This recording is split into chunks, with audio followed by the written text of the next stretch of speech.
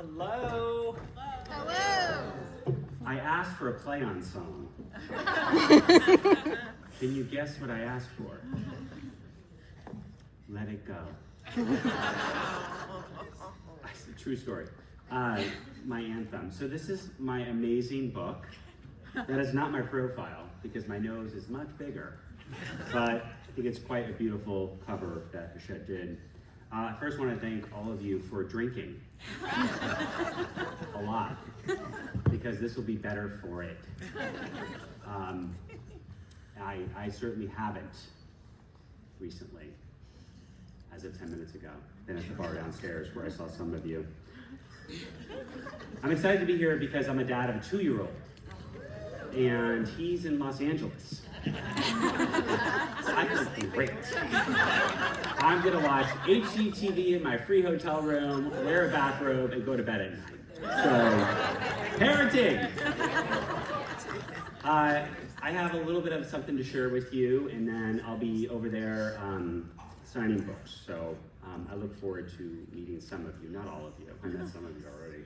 I want to thank Hachette for having me and for being insane enough with Legacy Lit and Hachette to publish my memoir, when all it was a outline in the days before ChatGPT did that for you, and you had to do it yourself. Really took a risk, and I'm very grateful for sharing my story. Stories like mine, I don't feel like it's told enough. In the mornings, my brother, sister, and I would beg on the platform at Grand Central Station. I was born there. And we would beg in the mornings because people are more generous before they've had a bad day. We would beg there. I was assigned to the Metro North train that would come in from Westchester County because I was very good with the people that white flighted out of New York City in begging them when they came in on the morning commute. On one particular morning, I was probably about 4. Time is very different when you're homeless. It is burnt into my memory, one of my earliest memories. The crowd just parted in front of me, about 4 feet, and then came back together behind me, as if they all texted each other and said, "Avoid that guy," as if I was an impediment in a river. It reminded me today of those birds in the sky when they all moved together in synchronicity and such beauty. But here there was no beauty. At 4, they taught me a very important lesson, which is my life did not matter. The lives of the hundreds of people that lived with us down below Grand Central in the tunnels did not matter. That if my family died that night, as people did every single night down underneath those stations, no one would care. But it was the occasional generosity of absolute and perfect strangers that decided whether or not my family ate. And so I sucked it up and I begged. I could understand why people avoid the homeless. I could understand why they avoided me. I was covered in sores all over my face and body in the early AIDS epidemic, which we called GRID. I was covered in lice. I had not showered in my memory outside of a sink at a fast food restaurant. I would have avoided me. But there are millions of kids like me all over this country. 10 million American children live in abject poverty in this country. And the twin to so many of them is foster care. The system designed to parent those children who can't or won't be parented by their own. And that system is failing us. It is an incredibly potent tool we have to interrupt the generational cycle of inherited violence and poverty, and yet we stumble in using it. Foster parents, the people at the front lines in this war on poverty that we've all forgotten and walked away from, are denigrated and questioned instead of supported and recruited. We emancipate, what a word, children at 18 or 21 to the streets. And social workers are underpaid, undervalued. And every time there's a problem, we just pile on. Anyone here watch the Super Bowl? That stadium holds 72,000 people. In America, 700,000, 10 times that stadium, children will pass through the system each year. 10 years before I was born, you do the math, we chose to go to the moon, and we did it. We didn't outsource it. We didn't have computers. We as a people decided to go to the moon, and we did it.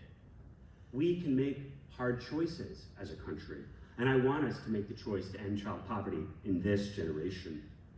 My mother was my absolute best teacher. Sometimes her lessons were at the end of her fist, or her neglect. My mother's lessons were a meteor hitting a pond. But sometimes her lessons were not as obvious. They were more subtle. But no matter what they were compassion and love as well. My mother, who never brought us to school, leaving me illiterate till 14, always wanted me to be a Supreme Court justice. And she would say that. Lessons like this from my mom percolated my soul and gave me hope. I entered foster care at 11, and I thought I was saved. Do you remember Arsenio Hall? Mm-hmm. Old people. My social worker on Facebook reached out to me and said that I did this when I was detained. She said in her 30 years of service, she never had a kid be excited to be detained. You're damn right I was excited. I thought I had won the lottery. What I quickly learned was that hell had a basement, and I would spend the next part of my life just trying to survive it. At 11, I entered foster care, but I was diagnosed as gay, and so I was not allowed to be placed into normal foster care, as this was the case in 38 states in the United States of America, including this one. I was placed in jail. The next youngest person was 17, and it went up from there. Immediately, the violence began. The creativity and demeaning nature of what I experienced is hard to talk about. And yet at 18, we emancipate children to the streets of this country. I careened from one placement like this to the other until a woman, a daycare worker, saw me, saw the burns and the bruises, saw my hair falling out of my head. And she raised her hand and said, I will help this child. A woman who we would call the working poor. Her husband painted houses. They did not look around and wonder, who is going to save this child? They did. With no money or resources. That is the American spirit that is alive and thriving right in front of us. With 10 million kids in this country, it's shocking how often or not often we think about the topic. Not since 1999 has the phrase child poverty been uttered at a presidential debate. We as a society flow around the issue, but we can make a different choice. We can look directly in the face of these children and make a different choice, like my foster mother, Holly, did. Holly, who could barely pay the bills. Steve, who got up at 4 a.m. to take the extra job to pay for his new son. These people taught me how hard it is to make it in this country, but you can, and they did. Why are people like this denigrated? They are questioning their motives. We should support and recruit more of them. Why don't they foster? Economic is a major factor. Why don't we give their kids free college tuition after 10 years of good service? Why don't we give them a pension? Why don't we give them interest-free home loans? These are real ideas that can happen. Change is possible. All those can happen in your local county. You do not need to wait for DC. These people, these children are not disposable, and Holly saw that. And yet at 18, we emancipate them. What a word to the streets. In some states now 21, and we expect them to survive. How many of you have children at 18 that are ready to thrive? How many of you at 40-something are thriving? Have another, and bring me one. It's as if we have a car factory, and we're putting cars out on the road with no goddamn engine, and yet we also own the engine factory. We just need to connect them. We emancipate kids with no housing. 50% of the homeless in the United States of America, 50, were in foster care. It is the highest correlation in our country. In my book, you'll read, as I'm sure all of you will, about how We lived at libraries, where I learned to read and where I bathed. We emancipate children to the streets instead of giving them an education. What if we build one dorm in each state at a community college? One dorm. In LA County this year, 1,200 foster children will become homeless. 1,200. In the United States of America, you are more likely to die than go to community college when you leave foster care. In the United States of America, if you are a girl, you are more likely to be sex trafficked than go to community college. If you are a boy of color, you are 2/3 as likely to go to jail than go to community college. I could go on. This is a choice, and we can make a different choice. My sister Jessica became a social worker, and if you think I'm full of it, you should meet her. I once asked Jessica over drinks, mind you, Jessica, what do you do for a living? Don't ask a social worker that. Paperwork, David. I do paperwork. Here we have a highly trained professional with 15 years of experience, incredible compassion, a depth of patience I can't even imagine. And we have her filling out forms for most of her day.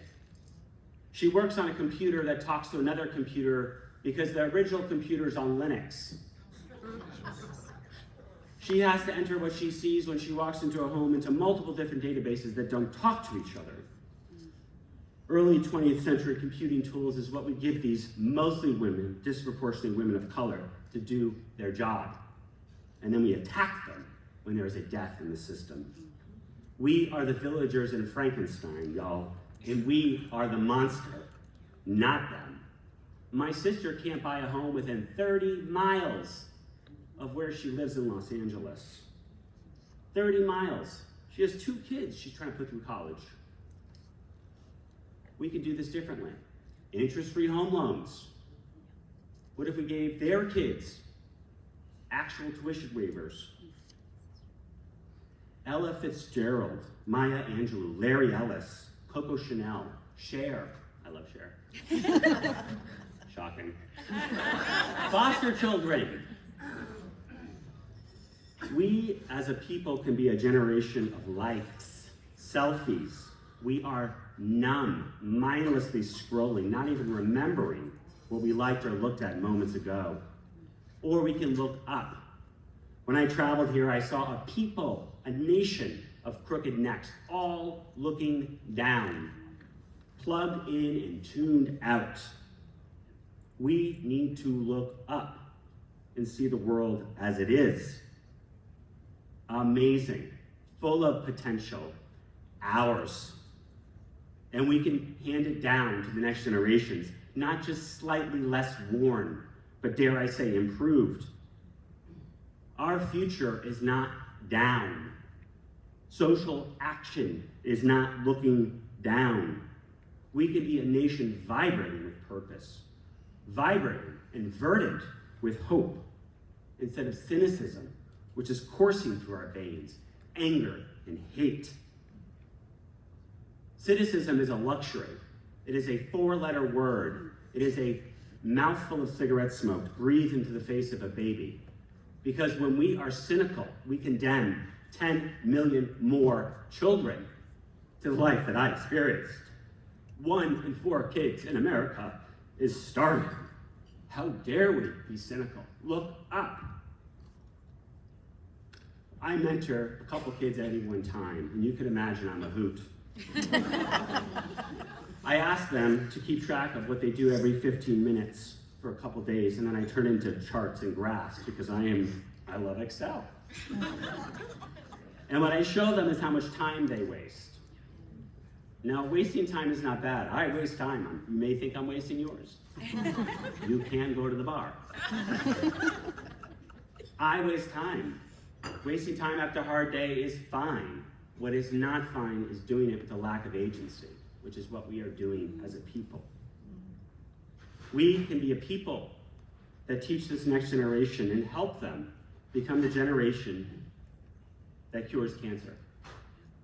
A generation that says, this will be the last generation born into a country that accepts a perpetual class of children in poverty. I saw a poster once in a guidance office that said, two roads diverge to a forest. And I just thought that was full of shit.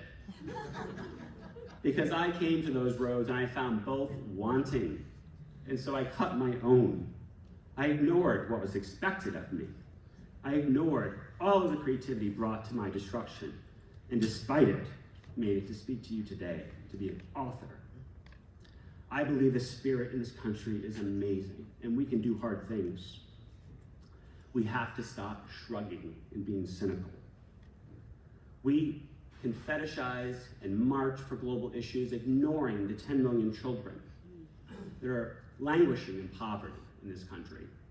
They have become unremarked and unremarkable. Politics, the very tool that is necessary for us to achieve change, has been labeled as impotent, and we're told to hate each other and ignore each other and scream at each other and not vote. We can't figure out that ballot initiative, and yet we figure out TikTok. Sorry. At the moment of our full enfranchisement as a people, we are learning a wrong lesson to walk away from the very tools we have as a civic republic to fight for the city on the hill, to fight for a country that believes in its children. We have a cancer of learned helplessness. We mock elected officials, none of us really knowing the name of people who represent us at the county, the city, or the state. We can name the 9 justices of the Supreme Court, but we don't know a goddamn name of one judge in our state. The very people disproportionately sentencing boys of color out of foster care to lifetimes in prison. Politics is the arena of change. We must engage. We must have hope. We must schedule civic participation in our calendar on a monthly basis. The meetings are online. We can do better. Suffering like this, right here in front of us, does not have to exist. I chose to look squarely at a system that tried to repair me and fight for 15 years to end the curing of gay children in foster care. I fought for the first tuition waivers in this country for colleges to allow foster kids to go for free. I fought for the extension of foster care to 21. I am fighting and building the first dorm for foster youth in the country at LA City College, which is under construction. We can make choices and do hard things.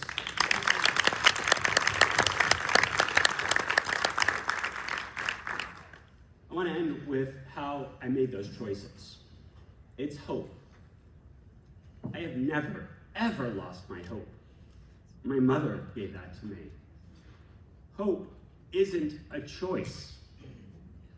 It's a moral obligation, a human obligation. It is an obligation to the cells in your body. Hope is a function of those cells. It is a bodily function the same as breathing, eating, and sleeping. It is hope that has made me brave. Hope that has kept me clawing for the surface when I was drowning, hungry, bruised, torn down, and almost erased. It is hope that has preserved my fight and my identity and my soul.